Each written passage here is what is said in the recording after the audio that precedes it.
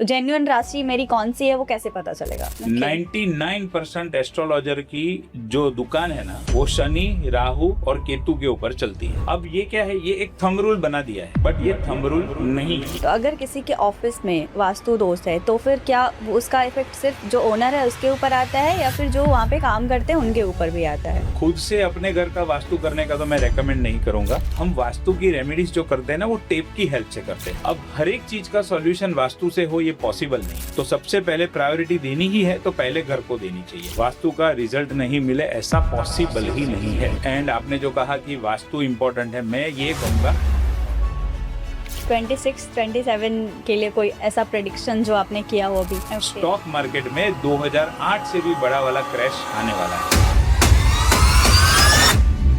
कि सिर्फ और सिर्फ न्यूमरोलॉजी के बेस के ऊपर शेयर मार्केट का कोई भी डिसीजन ना ले, बहुत बुरे फंसेंगे। नमस्कार, आज हम बात करने वाले हैं उस मार्गदर्शक की जिन्हें हम एस्ट्रोलॉजर के नाम से जानते हैं, जिनके भरोसे पे लोग अपनी लाइफ की सबसे इम्पोर्टेंट डिसीजंस लेते हैं। और इन्हीं चीज़ों को क्लेरिफाई करने के लिए आज हमारे साथ हैं gold medallist, well known astrologer, numerologist, vastu consultant doctor Shreyas Shah. मैं हूं निधि और आप देख रहे हैं अटेंशन इंडिया पॉडकास्ट। नमस्ते सर, बहुत बहुत स्वागत है आपका अटेंशन इंडिया पॉडकास्ट में। Thank you. आप इतने बड़े वास्तु एक्सपर्ट हैं, तो हम वास्तु से शुरू करते हैं पहले। ओके। कि वास्तु में अभी 80% लोग हैं जो कि रेमेडी कर रहे हैं, कुछ ना कुछ हर कोई कर ही रहा है, मतलब कुछ ना कुछ तो कर रहे हैं। तो कोई छोटा कर रहा है, कोई बड़ा कर रहा है, बट उसमें ऐसा है क्या कि 100% ही रिजल्ट मिलने वाला है, या फिर कुछ ऐसे रेमेडी करने के बाद भी रिजल्ट्स नहीं आते, कुछ फेल होता है, ऐसा कुछ? ओके, यहाँ पर आपने दो क्वेश्चन पूछे हैं। एक ऐसा कि कोई कुछ ना कुछ कर रहा है, बिल्कुल। तो देखो, कुछ ना कुछ करने से तो रिजल्ट आने वाला नहीं है। अगर कोई डॉक्टर हमें हार्ट सर्जरी कहता है या नी पेन हुआ है, उसकी सर्जरी रेकमेंड करता है, तो सर्जरी का पूरा प्रोसेस होता है, वो फॉलो करना ही पड़ता है। उसमें फिर अपनी मर्जी नहीं चलती है कि नहीं थोड़ा सा काट लो ना डॉक्टर साहब इधर से, बस बाकी का हो जाएगा, ऐसा नहीं चलता है। अगर वो आपको ठीक होना है तो उसकी जो सर्जरी का प्रोसेस है वो फॉलो करना ही पड़ेगा। तो जो कुछ ना कुछ करने वाले हैं उनको तो रिजल्ट कभी मिलने वाला है नहीं। अब बात आती है कि जो लोग प्रॉपर प्रोसेस फॉलो करके करते हैं वास्तु की रेमेडीज, उनमें मैक्सिमम लोगों को रिजल्ट मिल जाता है। लेकिन फिर भी, फिर से एक बोल रहा हूँ, लेकिन फिर भी कुछ केसेस ऐसे हो सकते हैं, डेफिनेटली हो सकते हैं, जहां पर उनको रिजल्ट नहीं मिलेगा। अब रिजल्ट क्यों नहीं मिलेगा, उसके मेन 4 या 5 रीजन है। क्या क्या रीजन है? ओके, सबसे पहला जो उसका रीजन है वो है राइट डायग्नोस।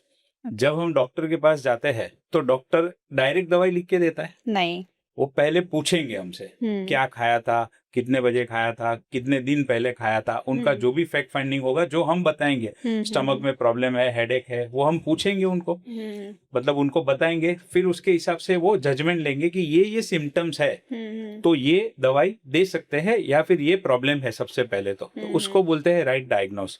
तो उसी तरीके से हमारे वास्तु के अंदर भी राइट डायग्नोस करना बहुत जरूरी है। कुछ वास्तु कंसल्टेंट है जो बिना लेआउट के वास्तु करने चले जाते हैं क्लाइंट के घर पे। तो ये सबसे पहला रीजन है, विदाउट लेआउट वास्तु करना, जिससे वास्तु की रेमेडीज का तो छोड़ो, सिंपल कंसल्टेशन का भी रिजल्ट नहीं मिलेगा। क्योंकि जब तक एग्जैक्ट डिग्री पता नहीं है, प्रिसाइज नॉर्थ का मार्किंग नहीं किया है, तब तक आपका जो लेआउट के ऊपर डायरेक्शन होगा वो सारे गलत होंगे। अब एक एग्जाम्पल से आपको बताता हूँ। वास्तु में 2 जोन है, एक है साउथ वेस्ट, एक है साउथ साउथ वेस्ट। ये साउथ वेस्ट है, ये साउथ साउथ वेस्ट है, दोनों एकदम बाजू बाजू में, मतलब इतना भी गैप नहीं है। एक खत्म हुआ, उसको लग के ही दूसरा जोन है। अब अगर वो वास्तु, एक तो जो लेआउट के बिना कर रहा है वो तो पता ही नहीं लगा पाएगा कि जो वॉशरूम है या जो टॉयलेट है वो साउथ वेस्ट में है कि साउथ साउथ वेस्ट में है। ऐसा देखने से तो ऐसा ही लगता है कि साउथ वेस्ट की तरफ है या साउथ वेस्ट में है, ऐसा एज्यूम करते हैं। बट अगर वो लेआउट के ऊपर है तो आप प्रिसाइसली पता लगा सकते हो। तो जिसके पास लेआउट नहीं है वो तो अंदाजा लगाएगा तो रिजल्ट नहीं मिलने वाला है। अब जिसने नॉर्थ का मार्किंग करने में मिस्टेक की है, जो कंसल्टेंट ने एक्यूरेट नॉर्थ नहीं लिया है, वो क्या होगा, हो सकता है कि जो वॉशरूम है वो साउथ साउथ वेस्ट में हो, लेकिन अगर वो नॉर्थ का मार्किंग करने में गलती की है तो वो साउथ वेस्ट में भी दिख सकता है। साउथ वेस्ट में दिखेगा तो प्रॉब्लम अलग होंगे, साउथ साउथ वेस्ट में दिखेगा तो प्रॉब्लम अलग होंगे। अब प्रॉब्लम ही अलग होंगे जो फंडामेंटल जिससे हमें डिसाइड करना है कि क्या प्रॉब्लम हो सकता है, रेमेडीज करनी है, वही गलत हो गई। तो पहला तो रीजन ये कि राइट डायग्नोज नहीं करता है तो रिजल्ट नहीं मिलता है।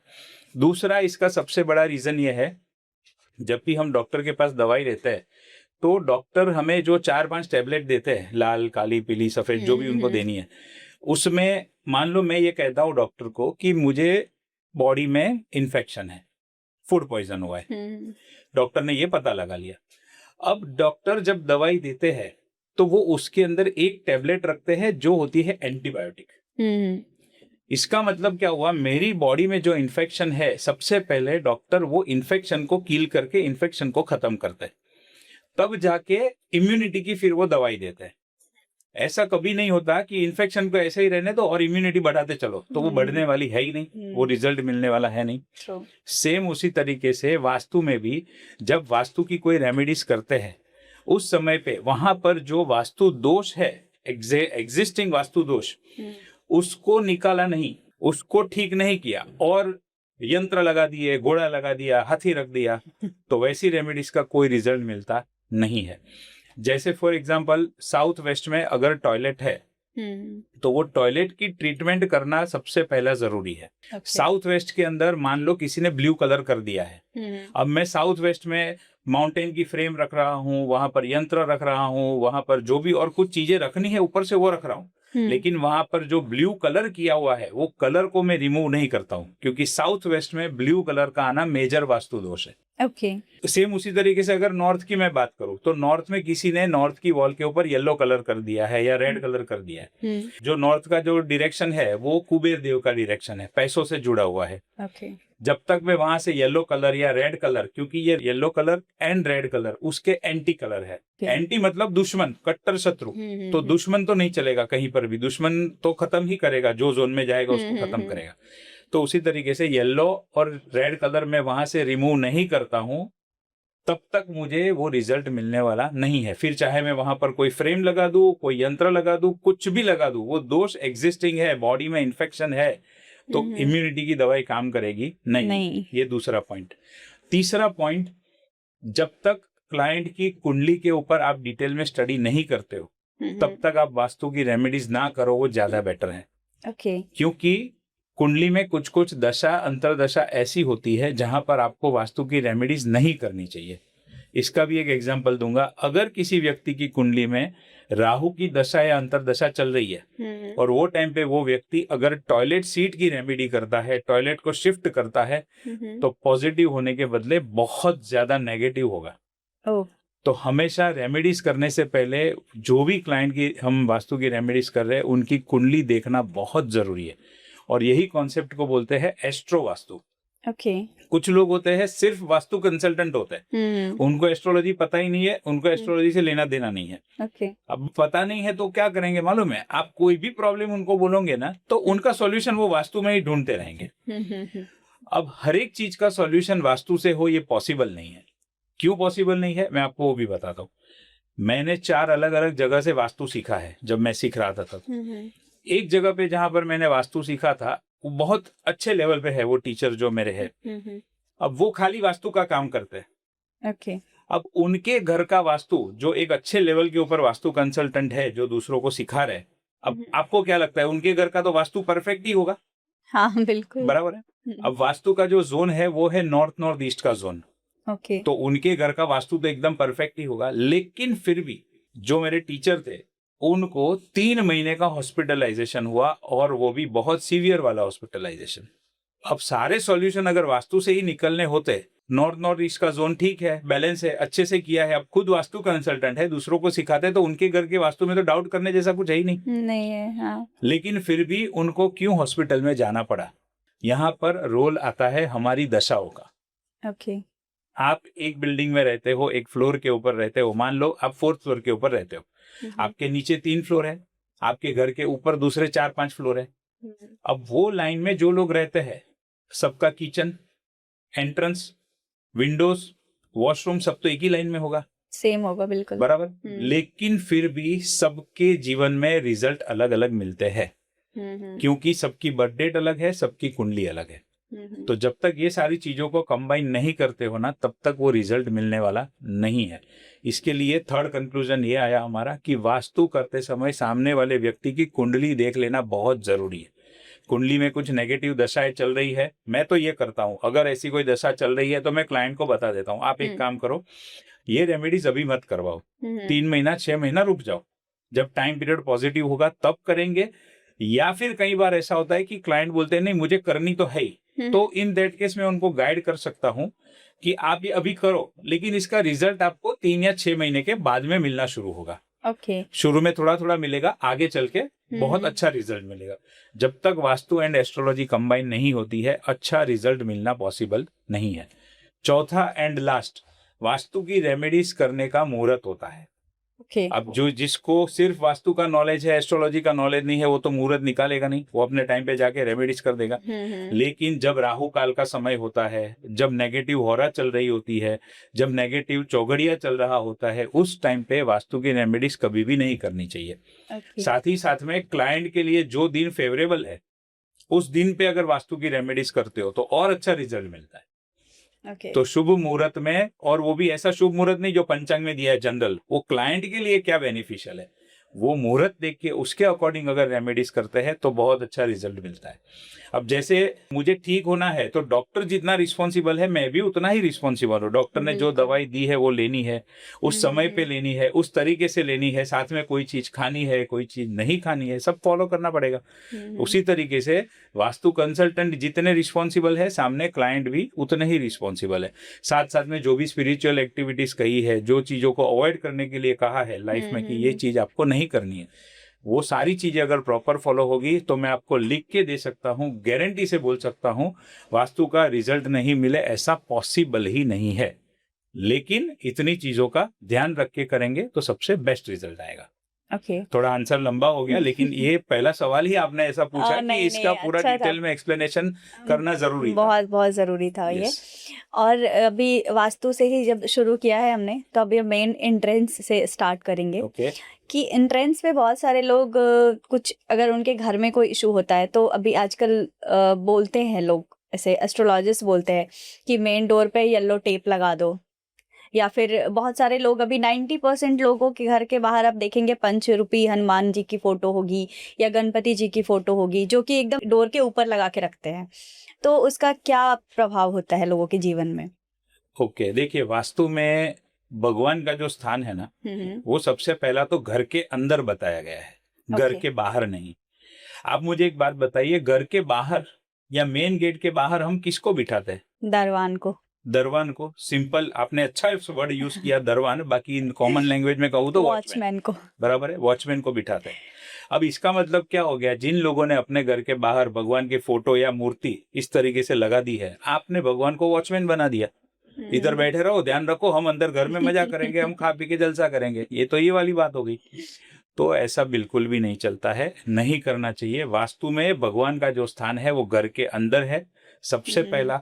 और दूसरी बात, घर के अंदर भी नॉर्थ ईस्ट जोन में घर का मंदिर होना बहुत जरूरी है। भगवान की फोटो, भगवान की मूर्ति को नॉर्थ ईस्ट में रखिए, मंदिर वहां पर रखिए और वहां पर उसमें फोटो रखिए। अगर नॉर्थ ईस्ट कोई भी रीजन से पॉसिबल नहीं है उसमें रखना मंदिर को, तो नॉर्थ ईस्ट में भी रख सकते हो या फिर ईस्ट नॉर्थ ईस्ट में भी रख सकते हो। लेकिन भगवान की मूर्ति या फोटो घर के बाहर इस तरीके से आपने जैसे बताया वैसे रखना, वो सबसे बड़ा वास्तु दोष है। तो वैसा बिल्कुल भी नहीं करना चाहिए। और बहुत बार ऐसा होता है कि घर के बाहर ही, मेन डोर के बाहर, वहां पर शू रैक रखा हुआ है, डस्टबिन रखी हुई है, तो ये सारी नेगेटिव चीजों में आपने भगवान को बिठा दिया। वैसे ये सब भी रखना नहीं चाहिए मेन डोर के बाहर। नहीं, ये सारी चीजें जो डस्टबिन है और शू रैक है, वो तो जितना घर के बाहर जाए उतना अच्छा है। बट मेन डोर पे, एंट्रेंस पे, साइड पे रख सकते हैं ना, कोई भी दिक्कत नहीं है। घर के बाहर है तो कोई दिक्कत नहीं है, बीच में तो कोई रखेगा नहीं, साइड पे ही होगा। घर के बाहर है तो अच्छी बात है। घर के अंदर, अभी देखिए, घर के बाहर हर बार शू रैक रखना या डस्टबिन रखना पॉसिबल नहीं होता है। खुद सोसाइटी में ही रूल है कि आपको जो रखना है अपने घर के अंदर रखो, बाहर मत रखो। तो उस इन दैट केस घर के अंदर पर्टिकुलर जोन डिसाइडेड है कि ये जोन में डस्टबिन रख सकते हो, ये जोन में शू रैक रख सकते हो, तो वहां पे रखो। तो मतलब प्रॉब्लम नहीं है। कहीं भी फैला के मत रखो, और गंदे शूज मत रखो, ऐसा डेफिनेटली। और जिन जिन लोगों ने घर के बाहर रखा है और ऊपर डस्टबिन या शू रैक और ऊपर भगवान को बिठा दिया है, यकीन मानिए बहुत बड़ा वास्तु दोष है। बिल्कुल ऐसा भी नहीं करना चाहिए। ओके अभी जैसे कि मुंबई जैसे सिटी में बहुत छोटे छोटे घर होते हैं, अभी मतलब घर रेंट पे मिलना ही मुश्किल है अभी तो लेकिन फिर भी लोग उसमें भी कैसे वास्तु के अकॉर्डिंग घर ढूंढेंगे कि अभी नहीं मिलते, उस अपने हिसाब से नहीं मिल सकता, और ना ही उतना जो रेंट पे घर ले रहा है वो ऐसे वास्तु देखने के लिए किसी को अफोर्ड भी नहीं कर पाते कि हम अपना एक रेंट का घर ले रहे हैं, उसमें हम वास्तु दिखवाएं और सब उसके अकॉर्डिंग करें। तो उसका जो अगर वास्तु दोष है उस घर में तो उसका प्रभाव जो रेंटर है उसके ऊपर भी पड़ता है या फिर जिसका घर है उसके ऊपर ही वो प्रभाव रहता है? ओके, बहुत अच्छा सवाल पूछा है आपने, लेकिन इसके जवाब में मैं आपको एक सवाल पूछता हूँ। आपने ग्रेविटी फोर्स सुना है? ग्रेविटेशनल फोर्स क्या होता है? वो अपने तरफ आकर्षित करता है चीजों को। गुरुत्वाकर्षण बल जिसको बोलते हैं शुद्ध हिंदी में, एंड इंग्लिश में ग्रेविटेशनल फोर्स। ग्रेविटेशनल फोर्स क्या काम करता है? अर्थ के अंदर वो ग्रेविटेशनल फोर्स है जिसकी वजह से वो व्यक्ति हो या वस्तु हो पकड़ के रखता है, जिसकी वजह से हम गिरते नहीं है, हम स्मूथली फंक्शन कर सकते हैं, अपनी तरफ खींच के रखता है। राइट, उसने होल्ड करके रखा है। अब आप एक बात मुझे बताइए, आप अपने घर में हो तो ग्रेविटेशनल फोर्स लगता है, और आप रेंटल वाले किसी घर में हो या आपके फ्रेंड के घर पे चले गए, वहां पर ग्रेविटेशनल फोर्स नहीं लगता है, ऐसा होता है? नहीं, ग्रेविटेशनल फोर्स तो दोनों जगह पे लगेगा। बिल्कुल। मुंबई में लगता है और अहमदाबाद में नहीं लगता है, ऐसा होता है? नहीं लगता है, दोनों जगह पे लगेगा। हर जगह लगेगा, हर जगह पे लगेगा। एक और आखिरी सवाल पूछ लेता हूँ, इंडिया में लगेगा, यूएस में नहीं लगेगा, ऐसा होता है? नहीं। जहां जहां अर्थ है वहां पर ग्रेविटेशनल फोर्स लगना है। ये क्यों लगता है? क्योंकि ये प्रिंसिपल है, ग्रेविटेशनल फोर्स का प्रिंसिपल है, ये प्रिंसिपल काम करता है। उसको कोई लेना देना नहीं है कि आप कहां पर खड़े हो, अपने घर में खड़े हो, रेंट वाले घर में खड़े हो, आप मुंबई में खड़े हो, दिल्ली में खड़े हो या अमेरिका में खड़े हो, वो फोर्स है, वो प्रिंसिपल है, वो अपना काम करता है। सेम उसी तरीके से वास्तु का ये जो फंडामेंटल प्रिंसिपल है, वो अपना घर हो या रेंटेड घर हो, मुंबई हो, अहमदाबाद हो, अमेरिका हो, यूके हो, लंदन हो, कहां पर भी हो, वो फोर्स, वो जो प्रिंसिपल है वास्तु का, वो अपना काम करेगा ही करेगा। अच्छा, कोई ऐसा बोलता है इसमें बिलीव नहीं करता हूं, किसमें? वास्तु में बिलीव नहीं करता हूं। ग्रेविटेशनल फोर्स में मैं बिलीव करूं या नहीं करूं, वो तो अपना काम करने ही वाला है। बिल्कुल। तो उसी तरीके से आप वास्तु में बिलीव करो या नहीं करो, वास्तु अपना काम करने ही वाला है। तो जो भी खुद के घर में रह रहे हैं उनको तो करना ही चाहिए। मैं एक चीज और कहूंगा, जो रेंटेड घर में रह रहे हैं उनको खास करना चाहिए। क्यों? क्योंकि हर एक के मन में एक इच्छा होती है कि भाई कभी ना कभी मेरा खुद का भी एक घर हो। अगर आपने रेंटेड घर जो है वो वास्तु पॉजिटिव लिया है, ऑस्पिशियस लिया है, तो यकीन मानिए 3-4 साल के अंदर, 5 साल के अंदर अगर आपने भी प्रॉपर एफर्ट किया तो आप डेफिनेटली जब नेक्स्ट टाइम रिन्यू करोगे कॉन्ट्रैक्ट, तो अपने घर का कॉन्ट्रैक्ट रिन्यू करोगे। और वास्तु दोष वाले ही रेंटेड घर में रहते रहोगे तो जीवन भर वही चलता रहेगा, आप कभी खुद की प्रॉपर्टी नहीं ले पाओगे। तो चाहे रेंटेड हो चाहे खुद का घर हो, वास्तु इक्वली काम करता है और इक्वली उसकी पॉजिटिव या नेगेटिव इफेक्ट मिलती है। ओके, लेकिन अभी सब तो जितने भी फ्लैट्स है अभी मुंबई में सारे तो ऐसे वास्तु ओरिएंटेड होंगे नहीं। बिल्कुल नहीं, बराबर। तो अभी जैसे कि कोई रेंट पे है तो वो तोड़ फोड़ नहीं कर सकता घर में, तो कोई ऐसे 2-3 चीजें बताइए जो इजी हो और जो खुद से इंसान अपने घर का वास्तु प्रॉपर कर सके। वैसा कुछ चीज। देखिए, खुद से अपने घर का वास्तु करने का तो मैं रेकमेंड नहीं करूंगा। आप कोई भी अच्छे वास्तु कंसल्टेंट को बुलवा के ही कीजिए, क्योंकि खुद की सर्जरी करने में बहुत बड़ा रिस्क है। आप उसमें नॉलेजेबल नहीं हो, उसमें एक्सपर्ट नहीं हो, डिग्री मालूम नहीं है, बहुत सारी चीजें टेक्निकली देखनी पड़ती है। कब? जब आपको 100% गारंटेड रिजल्ट चाहिए वास्तु से, तब। आपको ऊपर से रिजल्ट चाहिए, ठीक ठाक रिजल्ट चाहिए, तो अपने हिसाब से अपनी मर्जी से करते रहो। लेकिन अगर आपको 100% एक्यूरेसी के साथ में रिजल्ट चाहिए तो खुद से मत करो, कोई भी अच्छे वास्तु कंसल्टेंट को बुलाओ, सबसे पहली बात। दूसरी बात, जब कोई रेंट के घर में होता है तो आपने सही कहा कि उनको तोड़फोड़ करना अलाउड नहीं होता है, या फिर उनको उतना खर्चा भी वो नहीं करना चाहते। तो इन दैट केस हम वास्तु की रेमेडीज जो करते हैं ना, वो टेप की हेल्प से करते हैं। 5 कलर की टेप आती है, वो टेप से हम वास्तु की रेमेडीज करते हैं। कुछ मूवेबल यंत्र होते हैं, कुछ मूवेबल फ्रेम्स होती है, कुछ मूवेबल पिरामिड होते हैं, हम उससे रेमेडीज करते हैं। तो उससे खर्चा भी कम आता है, और साथ ही साथ में जब वो एक रेंट के घर से दूसरे रेंट के घर में जाते हैं तो जो यहाँ पर यंत्र, पिरामिड, जो भी चीजें यूज की है वो दूसरी जगह पे ले जा सकते हैं। Okay. तो खर्चा एक ही बार, मतलब खर्चा बोलो या फिर इसको मैं इन्वेस्टमेंट कहूंगा मेरी टर्म्स में, तो वो एक ही बार करना है। फिर घर चेंज किया तो आप वहां पर भी लेके जा सकते हो। और जो टेप से रेमेडीज करते हैं वो आप टेप निकाल के दे दो, तो ज्यादा कोई दिक्कत नहीं है। कम खर्चे में अच्छी रेमेडीज कर सकते हो, अच्छा रिजल्ट भी आपको मिलेगा। ओके और जैसे कि बहुत सारे लोग हैं जिनका रेंट के घर हो या अपना घर हो, साथ में उनका अपना ऑफिस भी होता है और वो ज़्यादा अफोर्ड नहीं कर सकते कि वो वास्तु एक्सपर्ट को बुलाएं और दोनों जगह की सेम वास्तु कराएं, तो किस चीज़ पे ज़्यादा ध्यान देना चाहिए, ऑफिस पे या घर पे पहले? हाँ, पहले अगर प्रायोरिटी देनी है तो सबसे पहले घर के ऊपर फोकस रखना चाहिए, घर को प्रायोरिटी देनी चाहिए। घर के अंदर एक व्यक्ति खुद भी है, वाइफ है, बच्चे है, माता पिता है, सब साथ में रहते हैं या अलग भी रहते हैं, जो भी है, बट घर में एक से ज्यादा मेंबर है।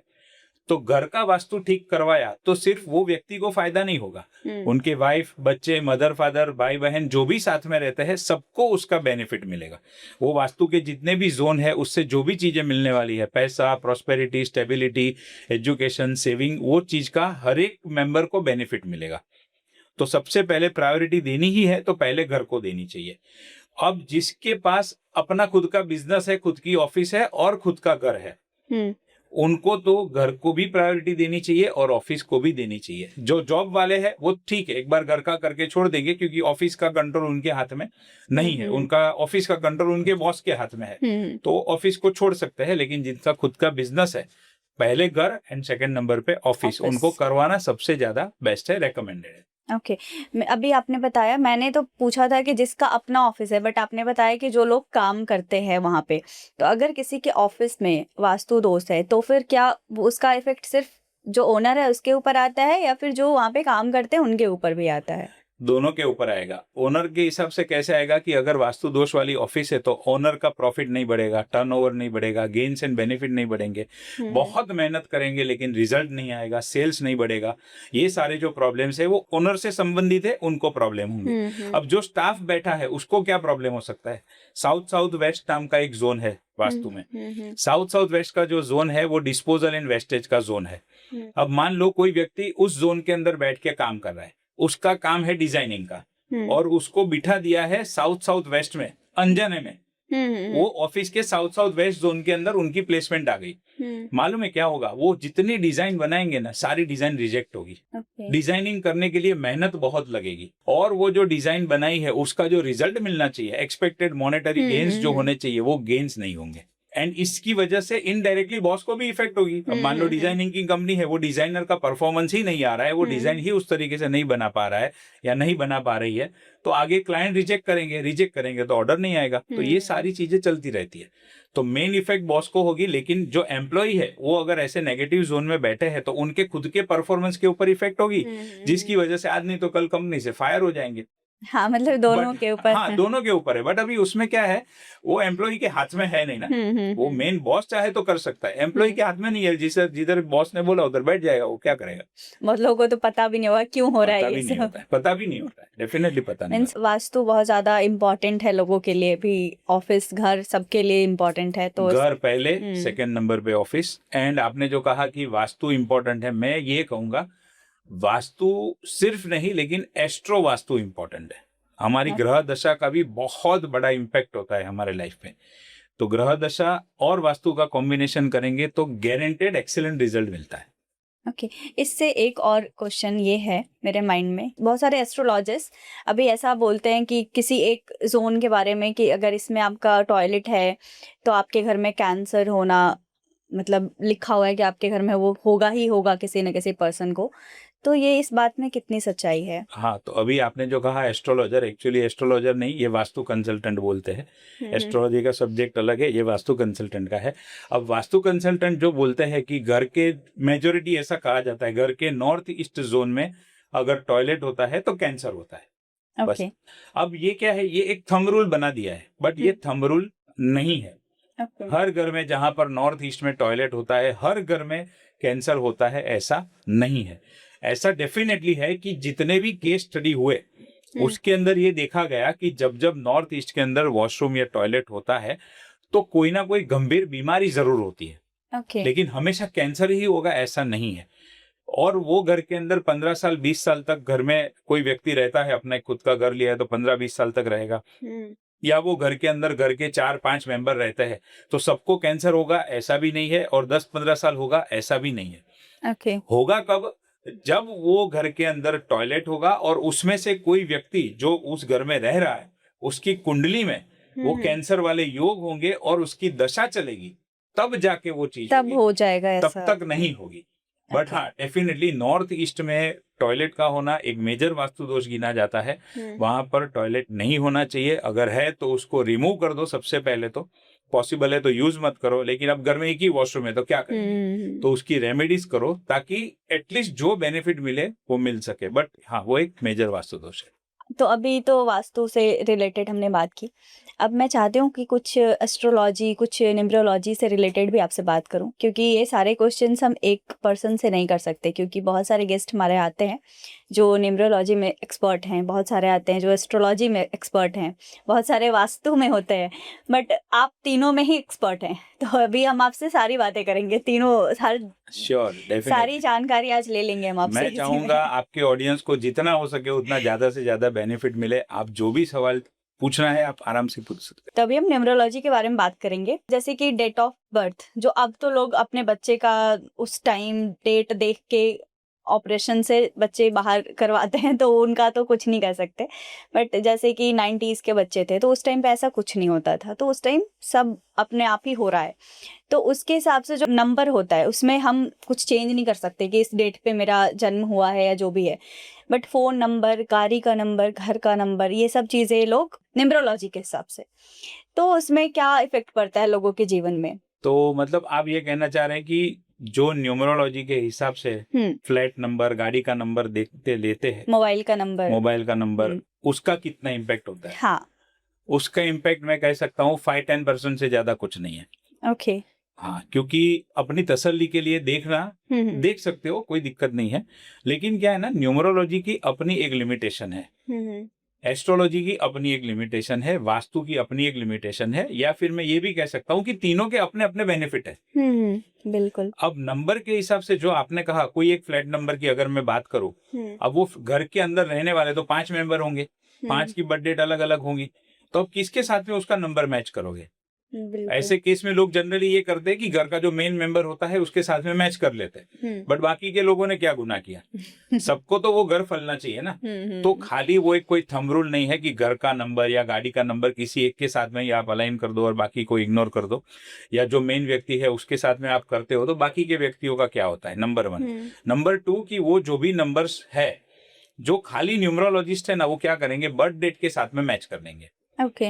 अब आप मुझे एक बात बताइए कि कोई एक दिन के ऊपर खाली सिर्फ एक ही बच्चे का जन्म होता है? नहीं।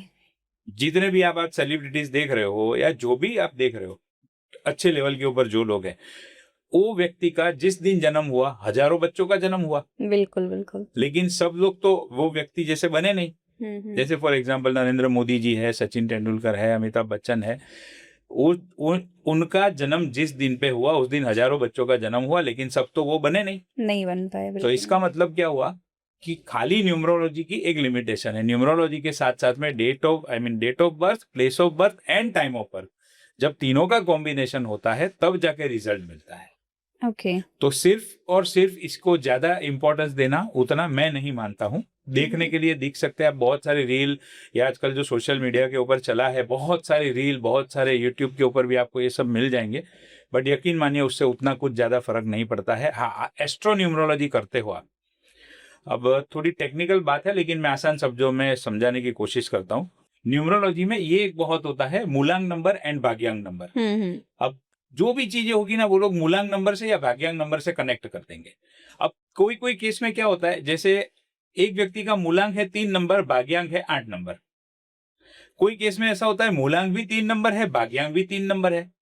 अब कोई इसको ड्राइवर नंबर कहता है, कोई कंडक्टर नंबर कहता है, ये सब अलग अलग नाम है अपनी दुकान चलाने के लिए, बट बेसिकली यही है।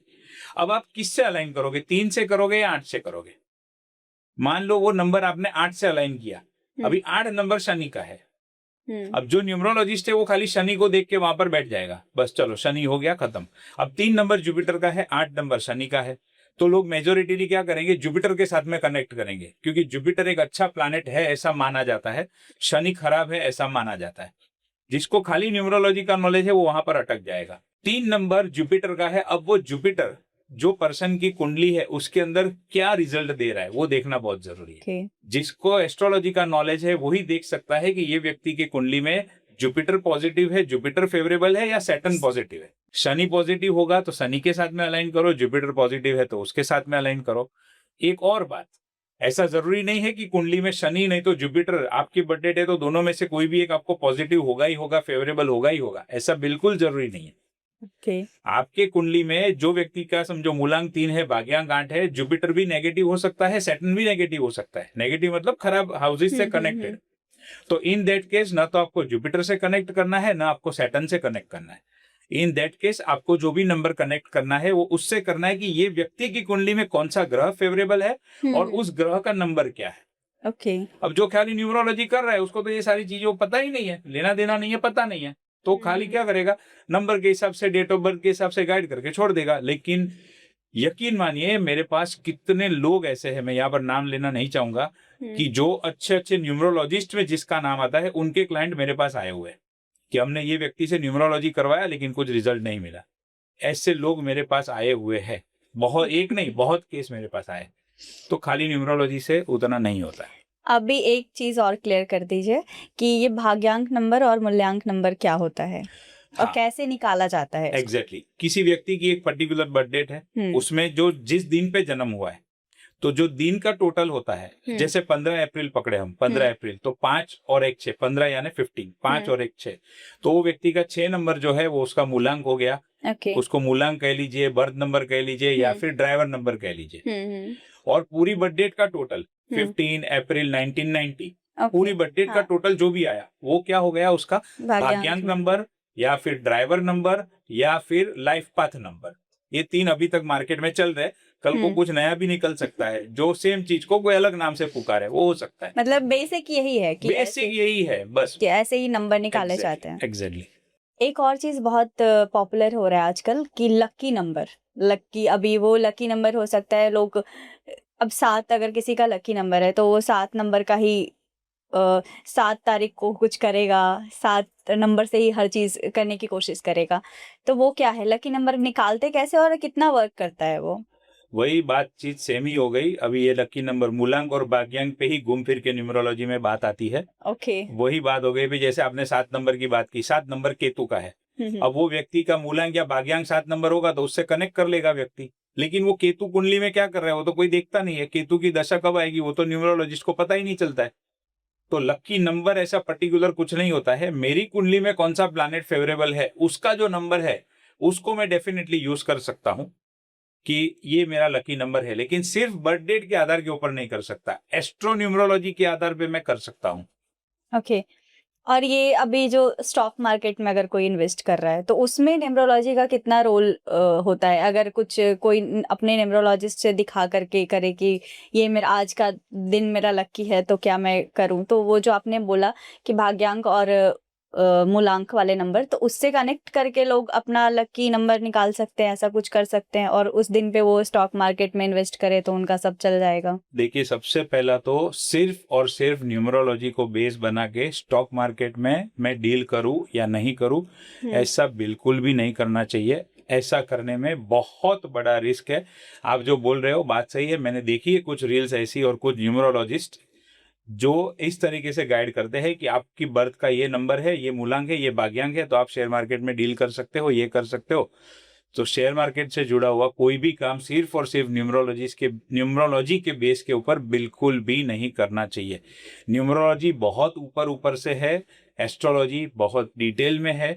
जिनको भी शेयर मार्केट में डील करना है उनको अपनी कुंडली के हिसाब से शेयर मार्केट में डील करना फेवरेबल है या नहीं है उसको देखना चाहिए। जिस दिन आप कोई ट्रेड करना चाहते हो उस दिन जो नक्षत्र है वो आपकी फेवरेबल वाला है कि नहीं वो देखना चाहिए। नक्षत्र के लिए आपको प्लैनेट का नॉलेज होना जरूरी है, कौन से दिन पे कौन सा नक्षत्र है और वो नक्षत्र आपकी कुंडली के हिसाब से फेवरेबल है कि नहीं वो देखना जरूरी है। ये सारी चीजें न्यूमरोलॉजी में आती ही नहीं है, उसका कोई पार्ट ही नहीं है। तो मेरी आपके दर्शकों से 2 हाथ जोड़ के नम्र विनंती है कि सिर्फ और सिर्फ न्यूमरोलॉजी के बेस के ऊपर शेयर मार्केट का कोई भी डिसीजन ना ले, बहुत बुरे फंसेंगे। अभी जैसे मुझे एस्ट्रोलॉजी के बारे में ज़्यादा कुछ नहीं पता, तो जो हमारे जैसे लोग हैं वो नॉर्मली 3-4 ग्रह को पॉजिटिव मानते हैं, 3-4 ग्रह को नेगेटिव मानते हैं, जैसे कि गुरु, शुक्र और इस तरीके के कुछ हैं जिसको पॉजिटिवली लेते हैं और शनि, राहु, केतु इनको नेगेटिव लेते हैं।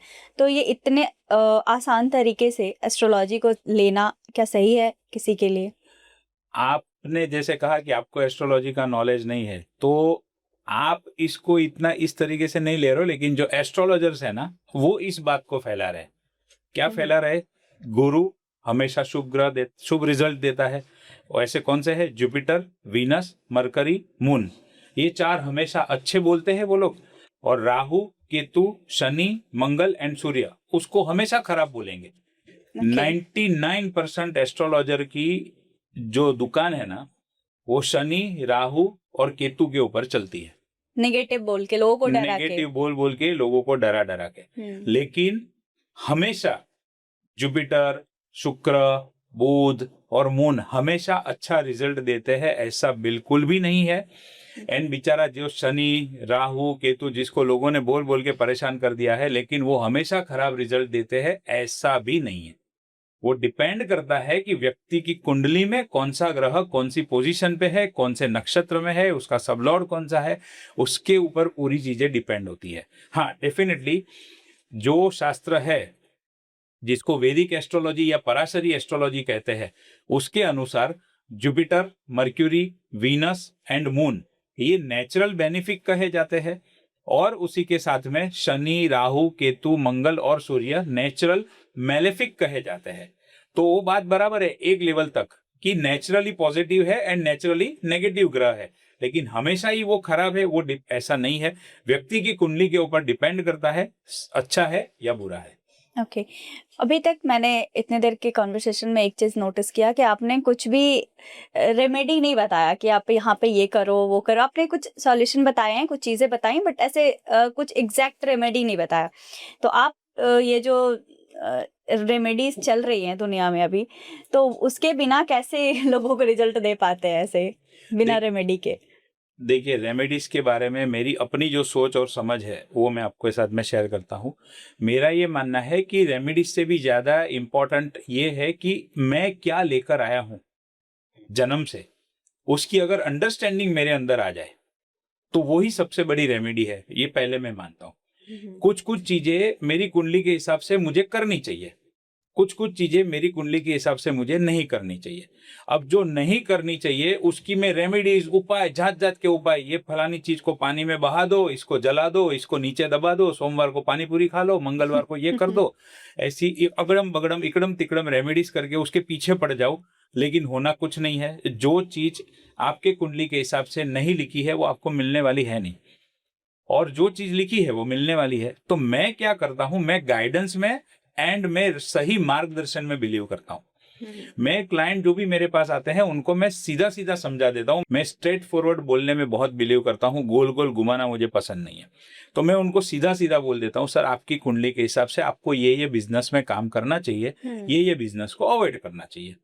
अब ये सबसे पहली रेमेडी हो गई। अब मुझे पता है, देखिए हमें कभी भी डेस्टिनेशन के ऊपर पहुंचना है ना, तो पहले हमें ये पता होना चाहिए कि कौन से रूट से मैं जाऊंगा तो मैं पहुंचूंगा। बिल्कुल, मुझे जाना है दिल्ली और मैंने रूट पकड़ लिया कलकत्ता का, और कलकत्ता वाले रूट के ऊपर फिर मैं रेमेडीज कर रहा हूँ, चलो भाई दिल्ली पहुंचा दो, दिल्ली पहुंचा दो, तो पहुंचूंगा नहीं, कभी नहीं पहुंचने वाला हूँ। रूट ही गलत पकड़ा है, क्या रेमेडीज काम करेगी? तो सबसे पहले ये जान लेना जरूरी है कि मेरे लिए सही दिशा, सही पाथ कौन सा फेवरेबल है। तो मैं पहले उनको ये बताता हूँ। रहा सवाल रेमेडीज का, तो रेमेडीज में प्रैक्टिकल रेमेडीज में इस तरीके से करता हूँ, जैसे कोई बच्चे की कुंडली में कॉम्बिनेशन है मर्क्यूरी एंड मार्स का। मर्क्यूरी एजुकेशन का कारक है और मंगल जो है वो स्पोर्ट्स का कारक है। अब बहुत बार मम्मी की क्या आदत होती है, बच्चे को पढ़ने बैठ ऐसा कर देती है, जिसकी वजह से क्या होता है, उसका पढ़ाई में मन लगता नहीं है और उसको खेलने कूदने में मन बहुत ज्यादा लगता है। अब जिसकी कुंडली में मर्क्यूरी और मंगल का कॉम्बिनेशन है, वो जितना स्पोर्ट्स खेलेगा ना उतना ही वो पढ़ाई में अच्छा करेगा। ओके, मतलब स्पोर्ट्स खेलेगा, स्पोर्ट्स खेलेगा तो पढ़ाई अच्छी हो जाएगी। ओके। ये रियल साइंस है एस्ट्रोलॉजी की, ये रियल प्रैक्टिकल लॉजिकल रेमेडीज है। कुंडली के अंदर जो चीजें है उसको हमारे नॉर्मल जीवन के अंदर हम कैसे कर सकते हैं। यही सेम चीज अगर मैं किसी बड़े व्यक्ति की बात करूं जिसकी कुंडली में शुक्र एंड मंगल का कॉम्बिनेशन है। अब मंगल जिम का कारक है एंड शुक्र वेल्थ का कारक है।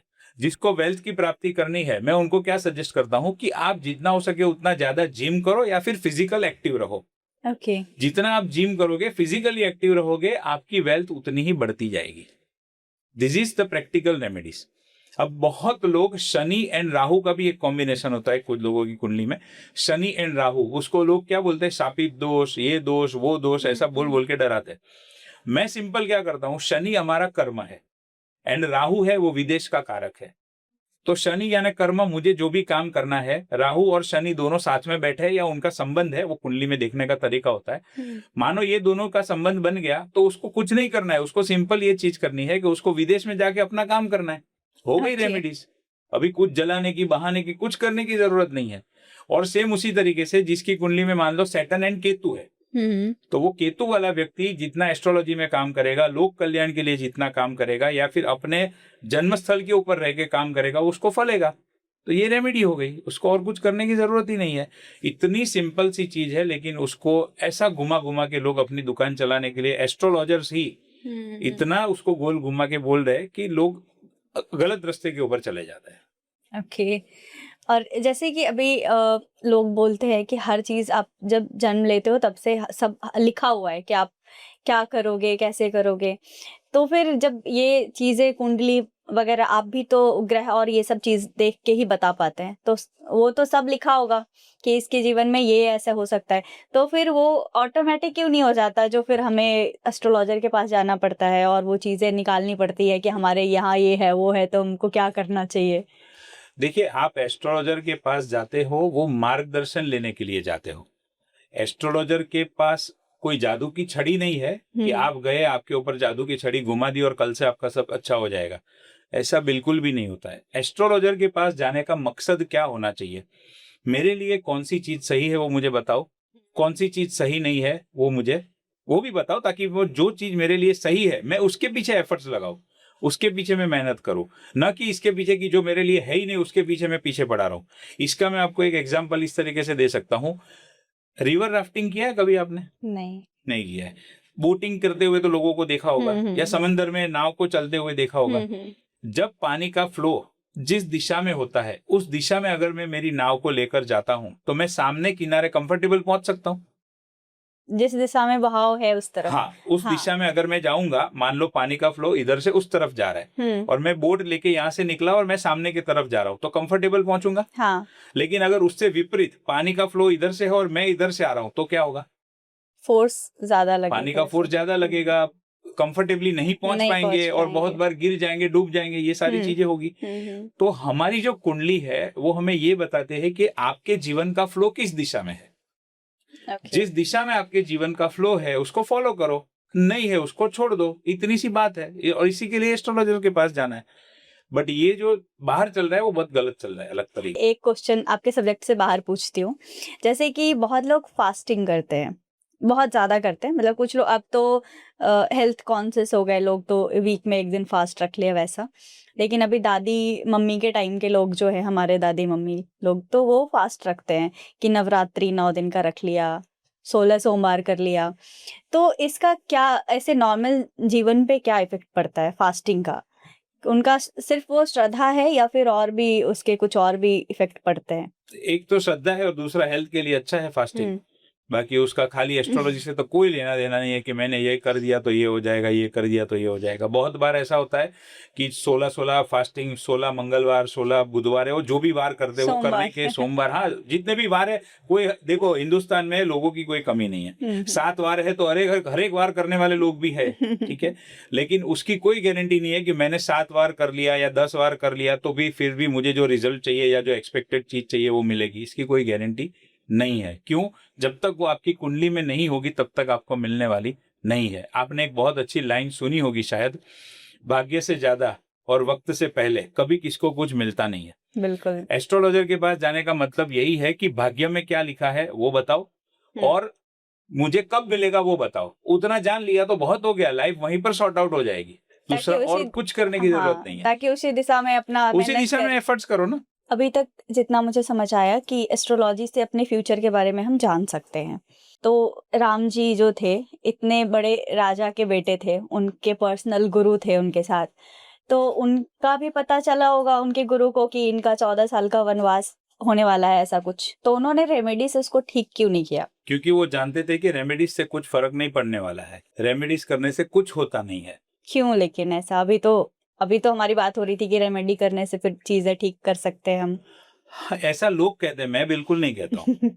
रेमेडीज करने से चीजें ठीक हो सकती है ऐसा लोगों का कहना है, मैं बिल्कुल इस चीज में नहीं मानता हूँ। मैं प्रैक्टिकल सॉल्यूशन में मानता हूँ। जो मैंने आपको प्लैनेट्स के कॉम्बिनेशन बताए वो प्रैक्टिकल सॉल्यूशन, बिल्कुल ठीक है। बिल्कुल। अब ये जो आपने सवाल पूछा कि राम जी का जो था, तो उनको पता था कि इससे कुछ फर्क नहीं पड़ने वाला है। क्यों?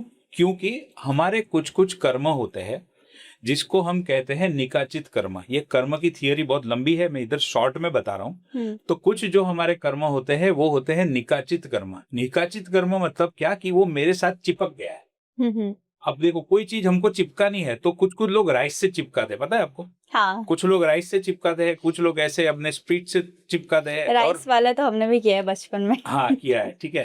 और कुछ लोग गम से चिपकाते हैं एंड कुछ लोग फेविकॉल से चिपकाते हैं। चिपकाने के लिए 4 तरीके।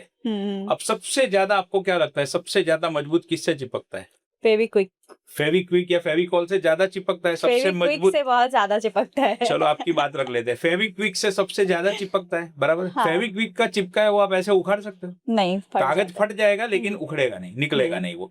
और जो हमने ऐसे राइस से लगाया तो ऐसा थोड़ा बहुत करने से वो निकल जाएगा। तो एग्जैक्टली यही थियरी काम करती है हमारे कर्म में। हमारी आत्मा के ऊपर कुछ कुछ कर्म फेविक्विक की तरह चिपक गए हैं। अब वो कब छूटेंगे, कब निकलेंगे? जब तक मैं उसको भोग नहीं लूंगा तब तक वो मेरे से अलग नहीं होंगे। वो कब निकलेंगे उसका रिजल्ट मुझे भुगतना ही भुगतना है, तब जाके वो मेरे से अलग होंगे। और जो राइस से चिपकाए हुए हैं या फिर जो थोड़े छोटे मोटे गम से चिपकाए हुए हैं, वो चीज में मैं क्या कर सकता हूँ? रेमेडीज कितना हेल्प कर सकती है उस चीज के अंदर? देखो, बारिश को रोकना मेरे हाथ में नहीं है, बारिश तो अपने टाइम पे आने ही वाली है। बिल्कुल। मेरे हाथ में क्या है? मेरे हाथ में अम्ब्रेला लेकर चलना है। अगर मैं अम्ब्रेला लेकर चल रहा हूं तो ज्यादा से ज्यादा मुझे क्या बेनिफिट होगा कि मैं गीला नहीं होऊंगा। कुछ बूंदे कुछ छींटे मेरे ऊपर डेफिनेटली उड़ेगी, लेकिन मैं गीला नहीं होऊंगा। अगर अम्ब्रेला नहीं होता तो पूरा गीला हो जाता।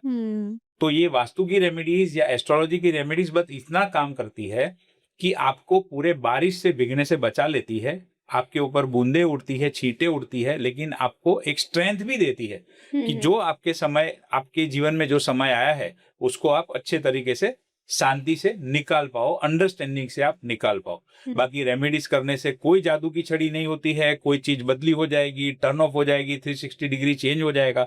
राम भगवान ने भी यही संदेश दिया है। उसी तरीके से मैं जैन हूं तो हमारे महावीर स्वामी भगवान ने भी यही संदेश दिया है कि कुछ कुछ कर्म ऐसे उन्होंने अपने पास्ट लाइफ में किए थे जिनको उनको भुगतना ही पड़ा। जैसे जब वो राजा थे तो उन्होंने राजा के मतलब जिस जन्म में वो राजा थे उन्होंने अपने एम्प्लॉय के कान में वो गरम गरम तेल डलवाया था कुछ सजा के रूप में। किसने? राम जी ने? महावीर स्वामी भगवान ने, जब वो भगवान नहीं थे उसके पहले अपने एम्प्लॉय के कान में तेल डलवाया था गरम गरम कुछ सजा के रूप में। उसका उनको कहाँ भुगतना पड़ा? कुछ सालों बाद जब उनका वो कर्म उनके जीवन में आया तो उनके कानों में, जिसके कान में उन्होंने तेल डलवाया था, उनके कानों में उन्होंने कील ठोके। तो उधर कान का बदला इधर कान से चुकाना पड़ा। अब ये जो कान में डलवाया था वो कितनी भी रेमेडीज कर लो, कुछ बहा दो, कुछ जला दो, दुनिया का कोई व्यक्ति, कोई एस्ट्रोलॉजर इसको चेंज नहीं कर सकता है। ये कर्म आपको भुगतने से ही छूटेगा और कोई तरीका नहीं है इसका। इसलिए अच्छे कर्म करो, बुरे कर्म मत करो। यही सब कर्म की थियरी है। अल्टीमेटली एस्ट्रोलॉजी जो है ना वो कर्म से ही कनेक्टेड है, उससे अलग नहीं है। उसको मार्केट में अलग तरीके से प्रेजेंट किया जा रहा है अपनी दुकान चलाने के लिए, लोगों को डराने के लिए, पैसे निकालने के लिए, वो पूरा अलग सब्जेक्ट है। बट एक्चुअली एस्ट्रोलॉजी जो है वो कर्म के साथ ही अलाइन है। इवन श्री कृष्ण ने अर्जुन को क्यों ये सब उपाय नहीं बताए? जा जाके पानी में बहा दे, ये कर दे, वो कर दे, ऐसा तो कुछ नहीं बताया। नहीं भाई तेरा कर्म है, अभी युद्ध की सिचुएशन है, उसमें उनको समझाया, गाइड किया और तू अपना कर्म कर, यही कहा ना। तो ऐसी फालतू की रेमेडी से कुछ नहीं होता है। अंडरस्टैंडिंग रखो और जिस दिशा में जाना है उस दिशा में जाओ। दिशा अगर सही है तो फिर भागने का मतलब है। आप मुझे एक बात बताओ, कोई व्यक्ति ट्रेडमिल के ऊपर 1 घंटा दौड़ेगा तो आपको लगता है वो डेस्टिनेशन पे पहुंचेगा? नहीं पहुंचता है, क्योंकि ट्रेडमिल पे दौड़ रहा है तो वहीं रहेगा। एस्ट्रोलॉजी क्या काम करती है, आपको पाथ बताती है कि भाई ये पाथ में दौड़ो तो डेस्टिनेशन पे पहुंचोगे। जो एस्ट्रोलॉजी को नहीं जानता है, जो एस्ट्रोलॉजी को समझना नहीं चाहता है, खाली दौड़ रहा है, तो वो ट्रेडमिल के ऊपर दौड़ने जैसा है।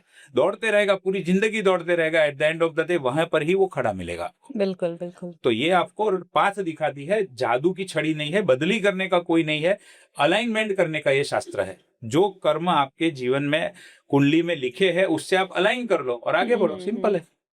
ओके लेकिन बहुत सारे लोगों को अपना date of birth, time of birth नहीं पता, तो हम उनके लाइफ के में कैसे क्या करके उनके सॉल्यूशन एस्ट्रोलॉजी से कर सकते हैं? ओके, जिनको अपना डेट, प्लेस एंड टाइम नहीं पता है बर्थ का, उनको हम प्रश्न कुंडली से सॉल्यूशन दे सकते हैं। उसके अंदर क्या होता है कि सीधा आपको एस्ट्रोलॉजर से प्रश्न करना है, मेरी शादी कब होगी। डेट, प्लेस, टाइम से कोई लेना देना नहीं है, सीधा प्रश्न करो, मेरी शादी कब होगी।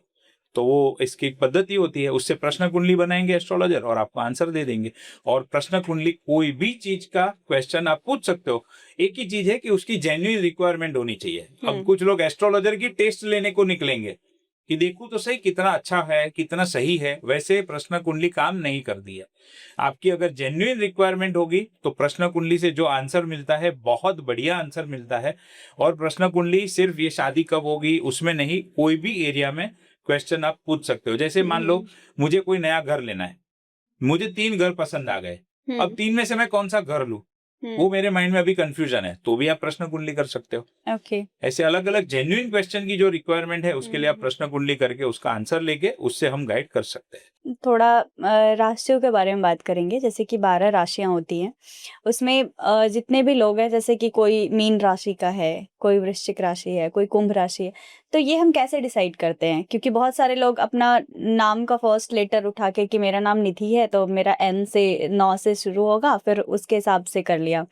कुछ लोग अपना डेट ऑफ बर्थ के हिसाब से कुछ निकाल लेते हैं, बट एक्चुअल में वो होता कैसे है? जेन्युइन राशि मेरी कौन सी है वो कैसे पता चलेगा? राशि पता लगाने का एक तरीका है और वो सिस्टम ये है कि जो व्यक्ति का जन्म हुआ उस समय पे मून की पोजीशन कुंडली में क्या है वो देखा जाता है। अब जैसे मेरा नाम है श्रेष, तो मेरे जन्म के समय पे मेरी कुंडली में जो चंद्रमा की मून की पोजीशन थी वो कुंभ राशि के अंदर थी। और वो मून कुंभ राशि में था, इसका मतलब ये हुआ कि कुंभ राशि के जो भी अल्फाबेट है उसके ऊपर से मैं अपना नाम रखूंगा। मतलब मेरे मम्मी पापा या मेरे जो भी उस समय पे रिलेटिव है वो मेरा नाम उसके ऊपर से रखेंगे। अभी जैसे आपका नाम निधि है तो आपकी कुंडली में आपके जन्म के समय पे आपके चंद्रमा की पोजीशन वृश्चिक राशि में होगी। वृश्चिक राशि का जो अल्फाबेट है वो न एंड य है। अगर मून वृश्चिक राशि में है और आपका नाम निधि है तो राशि के अकॉर्डिंगली आपका नाम परफेक्ट है। लेकिन बहुत बार ऐसा भी होता है जाने अनजाने में, किसको पता नहीं है, कुछ नहीं है, या वो टाइम पे मान लो बिलीव नहीं करते थे, देखते नहीं थे, अपने घर में बिलीव नहीं करते थे, जो भी रीजन है। मान लो किसी व्यक्ति का जन्म के समय पे जो मून के पोजीशन है वो तुला राशि के अंदर है। तुला राशि मतलब र एंड त, आर एंड टी के ऊपर से नाम होना चाहिए। लेकिन बहुत लोग ऐसे भी होते हैं कि आर एंड टी के बदले कोई दूसरे ही राशि के नाम से उनका नाम रखा हुआ है। तो अगर पॉसिबल है तो वो अपने राशि के हिसाब से नाम रख सकते हैं। लेकिन अगर पॉसिबल नहीं है तो कोई टेंशन लेने की जरूरत नहीं है, क्योंकि इसके नाम पे भी बहुत बार डराया जाता है, अरे आपका नाम तो आपकी राशि के ऊपर से नहीं है, हाय हाय ये हो जाएगा वो हो जाएगा। ऐसा कुछ होता नहीं है। राशि के ऊपर से रखना बेटर है। उससे भी डिटेल में अगर आप चाहो तो आपके जन्म के नक्षत्र के ऊपर से भी आपका नाम रख सकते हो। अभी तो ये भी ट्रेंड चल रहा है, जिनको नॉलेज है वो ये सब आपको बताएगा, नक्षत्र के ऊपर से भी नाम रख सकते हैं। तो राशि डिसाइड होती है मून की पोजीशन जन्म के समय पे कहाँ थी उससे। लेकिन एक और चीज है, जब भी कुंडली निकाला जाता है, मुझे जितना पता है मैं उसके अकॉर्डिंग आपको बताती हूँ। मेरा नाम निधि है, लेकिन मेरा जो एक राशि का नाम है वो अलग है। वो उस नाम से मुझे कोई नहीं बुलाता और वो नाम ऐसे मतलब पब्लिकली नहीं है, तो वो नाम अलग है। वो एस्ट्रोलॉजर ही रहे होंगे, ज्योतिष जो भी थे वो, उनसे ही मेरे दादाजी ने निकलवाया, सबका ही कराया। तो हमारे जन्म के टाइम पे ही 1-2 दिन बाद वो कुंडली पूरा बन के आता है और उस टाइम पे है। तो वो फिर वो नाम क्या हो सकता है? जैसे कि मेरा नाम चंद्रमा है, मतलब मेरा नाम है चंद्रमा उस राशि के हिसाब से, तो मेरी राशि कौन सी होगी फिर? चंद्रमा आपका नाम है, अगर द च झ थ है, च के ऊपर से है, तो आपकी जन्म की राशि मीन राशि होगी। करेक्ट। अच्छा, मतलब आप मेरी टेस्ट ले रहे थे। नहीं, मतलब मैं भी आपको लीजिए बताती कोई दिक्कत नहीं है, कोई दिक्कत नहीं है, लेनी भी चाहिए। सामने वाला व्यक्ति कितना जेन्युइन है वो हमें पता चलना भी चाहिए। नहीं, मतलब खाली ऐसा नहीं कि आंख बंद करके किसी की बात के ऊपर ट्रस्ट कर ले। मुझे अच्छा लगा, गुड। उसमें मेरा नाम वो है चंद्रमा, और राशि भी लिखा हुआ है कि मीन राशि है। अभी जैसे मेरे जैसे बहुत सारे लोग होंगे जिनका राशि मीन है, ठीक है, बट जो मेरी लाइफ चल रही है वो सेम उनकी लाइफ नहीं होगी। तो ये जो यूट्यूब पे लोग प्रिडिक्ट करते हैं कि ये जुलाई महीना आपका ऐसे जाएगा, यहाँ तक प्रिडिक्ट कर देते हैं कि आपके बैक में थोड़ा पेन रहेगा, आपके बाल झड़ सकते हैं ये 2-3 महीने, मतलब इतना हद तक प्रिडिक्शन करते हो। और वो मैं किसी छोटे-मोटे एस्ट्रोलॉजर की बात नहीं कर रही हूँ। मैंने कल रात में ही वीडियो देखा है, मतलब मैं रिसर्च कर रही थी इसी पॉडकास्ट के लिए, तो मैंने देखा। तभी मैंने एक अच्छे बड़े लेवल के एस्ट्रोलॉजर हैं, उनका मैंने देखा कि वो मंथली डालते हैं वीडियोस कि मेष से लेकर के मीन तक की जो राशि होगी उनका ये मंथ कैसा बीतने वाला है। तो सारे जितने भी मीन राशि वाले हैं सबका सेम टाइप से बीतने वाला है जीवन। आपको क्या लगता है? आप एकदम सिंपल, आपको क्या लगता है? मुझे ऐसा नहीं लगता, मैं बिलीव नहीं करती। बराबर, बिलीव नहीं करते वो तो ठीक है, लेकिन सबका तो एक सरीका नहीं जाता। नहीं। आपने सुना है जुड़वा बच्चों का? जुड़वा बच्चों का भी जो जीवन है ना, 1 या 2 मिनट का उनका जन्म का फर्क होगा समय में, या ज्यादा से ज्यादा 5 मिनट, उससे ज्यादा नहीं होगा। तो 2-3-4 मिनट में जन्म लिया है वो दो व्यक्ति का भी लाइफ पूरा डिफरेंट हो सकता है। बिल्कुल। तो जब एक ही राशि, अब एक राशि को सिंपल लैंग्वेज में समझाऊं मैं आपको, 144 करोड़ लोग अगर हिंदुस्तान में है तो एक राशि के लिए 12 करोड़ लोग हो गए। अब जो एस्ट्रोलॉजर ये प्रिडिक्शन दे रहा है राशियों के हिसाब से, या चाहे महीना कैसा रहेगा, चाहे साल कैसा रहेगा, अभी जैसे महीना चेंज होगा आ जाएगा सब लोग का, साल चेंज होगा, धनु राशि वालों के लिए आने वाला समय ऐसा, कुंभ राशि वालों के लिए ऐसा, ये हो जाएगा, वो हो जाएगा। तो आप मुझे बताओ, 12 करोड़ लोग जब एक राशि में है तो कैसे 12 करोड़ लोगों का भविष्य एक सरीका हो सकता है, जबकि जुड़वा बच्चों का अलग है। बिल्कुल। तो ये बेवकूफ बनाने का धंधा है और कुछ नहीं है, इसके चक्कर में बिल्कुल भी नहीं पड़ना है। लेकिन क्या है ना, मैं आपको सच बताऊं, जो एस्ट्रोलॉजर है वो क्यों बनाते हैं उनको, देखिए हमारे इंडिया में ना फ्री की बहुत लोगों को लालच होती है। पैसा तो कुछ जा नहीं रहा है, अपना क्या फर्क पड़ रहा है, देखते रहो बैठे बैठे। तो न्यूज़पेपर में भी पहले के टाइम पे आता ही था ऐसा राशि भविष्य, और अभी ये सोशल मीडिया जब से बढ़ा है तब तो और हो गया है। खाली यूट्यूब नहीं, फेसबुक, इंस्टाग्राम, सब जगह पे ये चलता है। जैसे ही कोई ग्रह का राशि परिवर्तन होगा तो उसके ऊपर वीडियो लेकर आ जाएंगे, लेकिन एक्चुअली में ऐसा होता ही नहीं है। अब आपने बोला कि वो लोग क्यों बनाते हैं, उसका सबसे पहला रीजन क्या है कि उनको जेन्युइनली एस्ट्रोलॉजी का नॉलेज नहीं है। उनको जेन्युइनली एस्ट्रोलॉजी से पैसा नहीं कमाना है, उनको यूट्यूब से पैसा कमाना है। उनको सब्सक्राइबर से पैसा कमाना है, व्यूअरशिप चाहिए, लाइक्स चाहिए, ये सब चीजें चाहिए। और लोगों के फ्री में लाइक करने में तो क्या प्रॉब्लम है? अभी बोलो कि 1 रुपया लगेगा 1 लाइक का, तो फटाक से अटक जाएंगे सब लोग। तो वो लोग इस चक्कर में वीडियोस बनाते रहते हैं और अपनी ये जो भी उनका जो काम करना है वो करते रहते हैं, लेकिन रियलिटी पूरी अलग है। आप ही देखो ना, अभी जस्ट हमने बात की, राम एंड रावण दोनों की तुला राशि है। कहाँ राम भगवान और कहाँ रावण। वैसे रावण का चरित्र तो बहुत अच्छा था, उसका जो एक इंसिडेंस हुआ उसकी मतलब उसको साइड पे रख दो, लेकिन दोनों की लाइफ तो अलग ही थी। तो कहाँ दोनों का एक सरीका हुआ।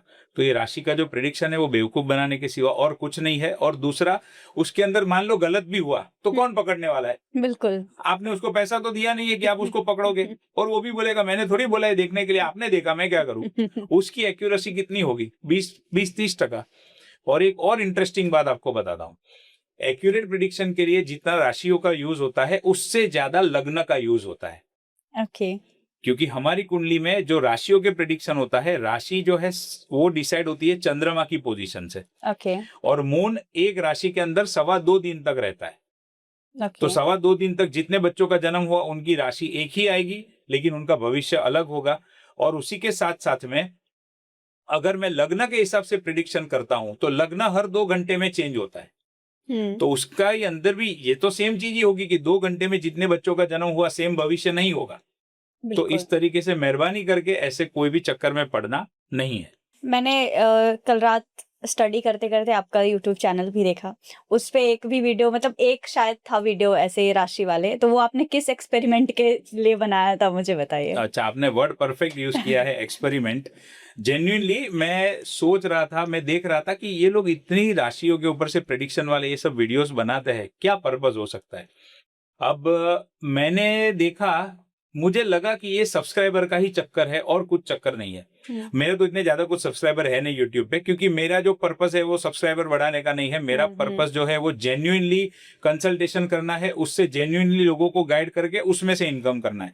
तो मेरी यूट्यूब चैनल के ऊपर तो उतने खास सब्सक्राइबर है नहीं, लेकिन मैंने देखा, मुझे ये एक्सपेरिमेंट करना था कि क्या मैं राशियों वाले वीडियो बनाता हूं तो क्या मेरे सब्सक्राइबर बढ़ते हैं, क्या लोगों को इस चीज का अट्रैक्शन है क्या।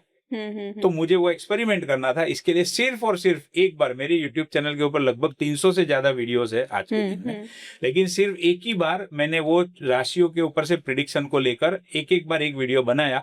देखना था कि सब्सक्राइबर बढ़ते हैं कि नहीं। तो जैसे ही, आप यकीन नहीं मानोगे, जैसे ही वो वीडियोस मैंने डाले, फटाफट मेरे सब्सक्राइबर बढ़ना शुरू हो गए। तब मैं समझ गया कि ये सब्सक्राइबर बढ़ाने के सिवा और कुछ नहीं है, और मुझे उस चीजों से दूर रहना है। क्यों? क्योंकि आपको मैं अभी सीरियस बात बताता हूँ। आप जब, मतलब कोई भी एस्ट्रोलॉजर जब ये सब प्रेडिक्शन डालते हैं ना, तो उसमें कुछ कुछ लोग जेन्युइन होते हैं कि जिनको जेन्युइन प्रॉब्लम है, और वो लोग भी ऐसे आपके वीडियोस देखते हैं। अब ऐसे वीडियोस देखने से क्या होता है, उनके मन में एक होप जग जाती है, चाहे पॉजिटिव चीज की हो चाहे नेगेटिव चीज की हो। अगर नेगेटिव चीज है तो डर बैठ जाएगा, पॉजिटिव चीज है तो होप जग जाएगी। लेकिन जिनको ये नॉलेज नहीं है कि भाई राशि तो इतने 12 करोड़ लोगों की एक ही होगी, जिनको ये चीज की समझ नहीं है, वो बेचारा एस्ट्रोलॉजर के वर्ड्स को सही मान लेगा।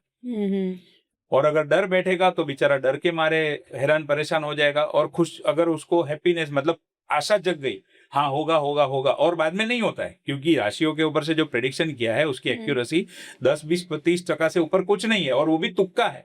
बैठ गया तो बैठ गया, नहीं तो कुछ नहीं। 12 करोड़ लोग हैं, किसी ना किसी का तो हो ही जाएगा। किसी ना किसी का तो होना ही है, वो प्रोबेबिलिटी का गेम है, किसी ना किसी के ऊपर तो बैठेगा ही।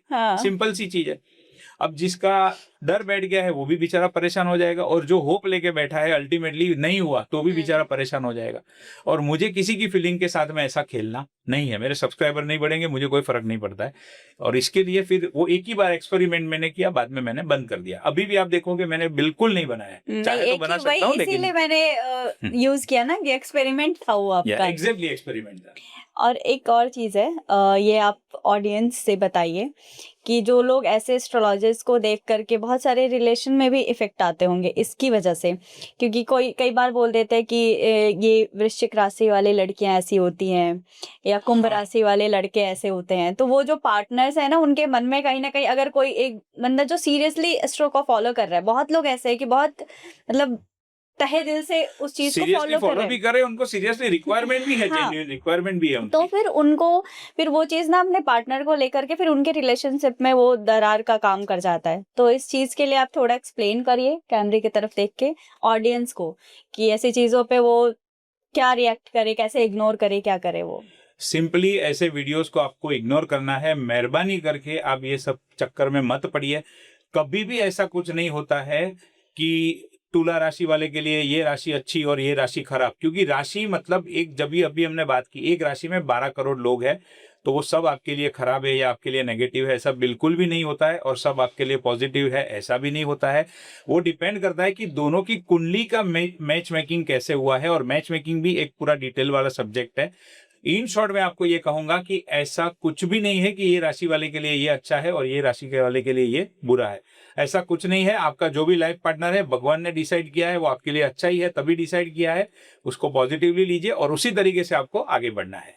और किसी को अगर एस्ट्रोलॉजी या न्यूमरोलॉजी के फील्ड में अपना करियर बनाना है तो उनका ग्रोथ का रेट क्या है, सक्सेस रेट क्या है, वो बताइए। और कुछ अच्छा, क्योंकि आपके खुद के कोर्सेज हैं, तो उसके बारे में भी थोड़ा डिटेल्स में बताइए। ओके, तो ग्रोथ और सक्सेस रेशियो तो डिपेंड करता है कुंडली के ऊपर। मैं जो भी मेरे पास सीखने आता है, मैं सबसे पहले उनकी कुंडली देखता हूँ। ओके। अगर वो व्यक्ति की कुंडली में एस्ट्रोलॉजी सीखने का योग है, एस्ट्रोलॉजी, वास्तु, न्यूमरोलॉजी, वो सीखने का योग है, पहले वो देखता हूँ। और सीखने के बाद में प्रोफेशनली करने का योग है कि नहीं, वो देखता हूँ। ओके। और मैं उनको पर्पस पूछता हूँ कि आपका ये सीखने का पर्पस क्या है। जो लोग मुझे बोलते हैं कि मैं तो हॉबी के लिए सीखना चाहता हूँ, मैं उनको 2 हाथ जोड़ के जय श्री कृष्ण नमो यंत्रणम ऐसा बोल देता हूँ। क्यों? क्योंकि वैसे लोगों का मेरे पास काम ही नहीं है, और मुझे जो हॉबी वाले हैं, टाइम पास के लिए सीख रहे हैं, मुझे उनको सिखाना भी नहीं है। मेरे उधर मुझे 8 ऐसे 15 20 25 50 स्टूडेंट की कोई लाइन लगानी नहीं है। मुझे सिर्फ उन्हीं लोगों को सिखाना है जिनको इसमें से जेन्युइनली आगे बढ़ना है, लोगों को अच्छे तरीके से गाइड करना है, और उसमें से मेहनत करके पैसे कमाना है। पैसे तो देखो मैं भी उसके लिए बैठा हूँ, आप भी उसके लिए बैठे हो, सबको कमाना तो वो है। तो व्यवहार अपनी जगह पे है। बिल्कुल। बट लोगों को गलत तरीके से गाइड करके, उल्टा सीधा भ्रम में डाल के, डर फैला के, ऐसे लोगों को मैं सिखाता ही नहीं। और मुझे कुंडली से पता चल जाता है। और ये व्यक्ति, अगर कोई व्यक्ति ने बोला मुझे सीरियसली सीखना है, तो भी मुझे पता चल जाता है कुंडली से कि ये बोल रहा है, लेकिन कुंडली में रियल में वो योग है कि नहीं। ओके। और इनको मैं जो भी नॉलेज दूंगा, क्या वो डाइजेस्ट कर पाएंगे, और डाइजेस्ट करके लोगों तक अच्छे से पहुंचा पाएंगे, मैं उन्हीं लोगों को सिखाता हूँ। मेरे पास कोई ज्यादा स्टूडेंट नहीं है, कोई ज्यादा लंबी लाइन लगती नहीं है, क्योंकि मैं सिलेक्ट ही ऐसे लोगों को करता हूँ ताकि कल को इसका कोई भी तरीके से मिसयूज ना हो। लेकिन जो सिलेक्ट हो गया कुंडली से हिसाब से और सारी चीजें देख के, उनके लिए यकीन मानिए बहुत बड़ा स्कोप है। बहुत मतलब बहुत बड़ा स्कोप है। अभी तो astrology, numerology and vastu just 3-4 साल से इतना लाइमलाइट में आया है। आने वाले सालों में बहुत इसकी डिमांड रहेगी, और उसमें बहुत अच्छा, बहुत बढ़िया ग्रोथ है। मेरे जो भी अलग अलग कोर्सेज है, एस्ट्रोलॉजी के है, वास्तु के है। एस्ट्रोलॉजी में भी Parashari astrology, KP astrology, vastu में दिशा वास्तु, देवता वास्तु, न्यूमरोलॉजी में भी बेसिक है, एडवांस है। सारी डिटेल्स मेरी वेबसाइट के ऊपर अवेलेबल है, और कोई चाहे तो मेरी टीम से भी कोऑर्डिनेट कर सकता है।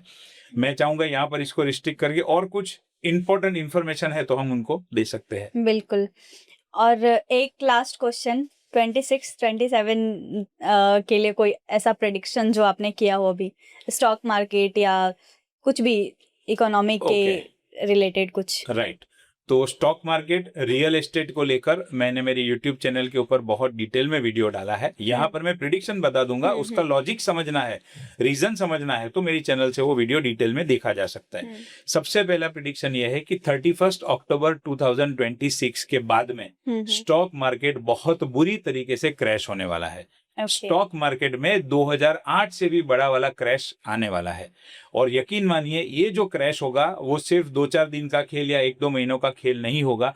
ये जो क्रैश होगा वो बहुत लंबे समय तक इसकी इम्पैक्ट रहेगी, और इसमें से मार्केट को रिकवर होने में बहुत लंबा समय लगने वाला है। बहुत गहरी रिसेशन आने वाली है, बहुत भयानक मंदी आने वाली है।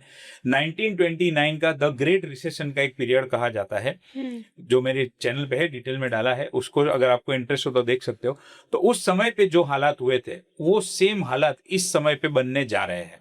लोगों को अभी क्या है, 2000 जब से कोविड आया, कोविड के बाद में स्टॉक मार्केट बहुत अच्छे से चला है। तो आजकल जो जेनजी है और जो भी है, ईच एंड एवरीवन, छोटे बड़े सब लोग एसआईपी में पैसा डालना शुरू कर दिया है। इक्विटी, शेयर मार्केट के सिवा कुछ है नहीं, शेयर मार्केट ही सब कुछ है। इन लोगों को तो खास ये समझ लेना है, 31 अक्टूबर 2026 के बाद में मार्केट बहुत बुरी तरीके से क्रैश होगा, और उस समय पे लगभग मेजोरिटी लोगों का, मैं अभी यहाँ पर डेटा नहीं दे रहा हूँ, मेजोरिटी लोगों को नुकसान होने की आशंका है, नुकसान होने की पूरी पॉसिबिलिटी है।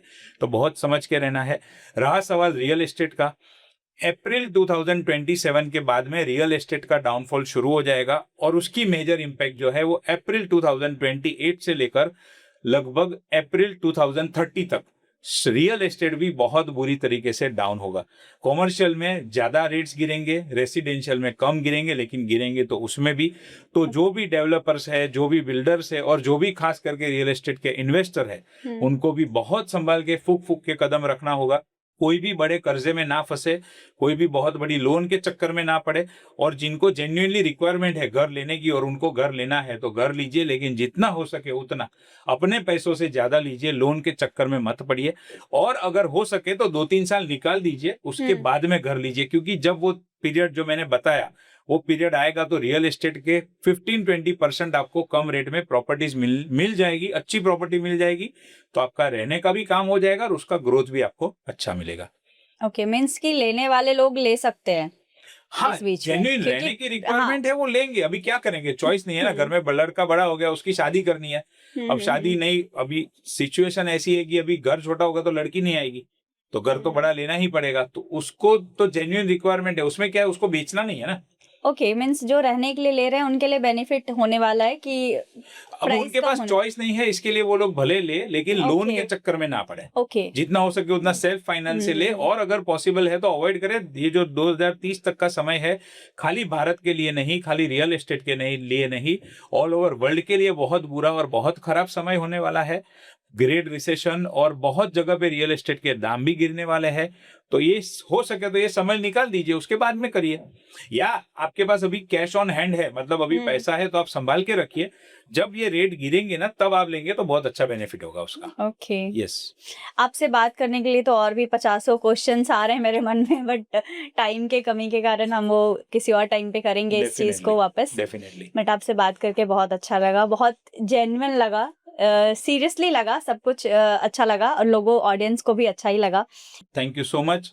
एंड मुझे भी बहुत अच्छा लगा आपके साथ में यहाँ पर आपने बुलाया, और हमने जो कॉन्वर्सेशन किया वो मुझे भी बहुत अच्छा लगा। Thank you so much. Thank you so much sir, thank you.